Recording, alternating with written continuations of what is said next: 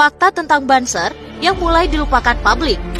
Barisan Ansor Serbaguna Nahdlatul Ulama atau disingkat Banser merupakan badan otonom NU dari GP Ansor.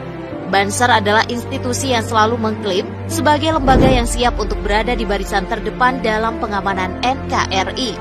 Seperti apa sih fakta-fakta Banser ini? Pertama, ikut memerdekakan Indonesia.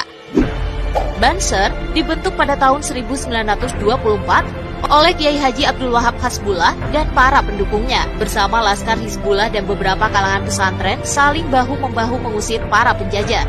Dalam sejarah penjajahan di Indonesia tercatat hanya lembaga pendidikan Islam klasik ini yang mampu melakukan perlawanan baik secara lahir maupun batin, fisik maupun non-fisik, sebab mereka tidak bisa diintervensi oleh taktik licik adu domba oleh penjajah Belanda. Kedua, pernah menumpas PKI. Pada tahun 1964 sampai 1965 terjadi ketegangan antara NU dan PKI. Disahkannya Undang-Undang Pokok Agraria tahun 1960 dan Undang-Undang Bagi Hasil Pertanian tahun 1960 mendorong PKI yang kala itu tergabung dengan Barisan Tani Indonesia atau BTI melakukan aksi-aksi sepihak menyerobot tanah-tanah masyarakat. Dengan slogan serobot dulu urusan belakangan, mereka mematok tanah semena-mena milik pesantren atau para kiai.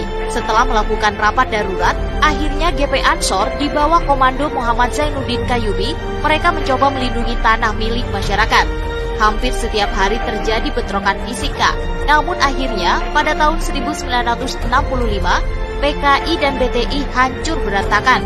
Sebagian dari mereka berlindung ke orang-orang NU serta kembali ke kiai dan pesantren.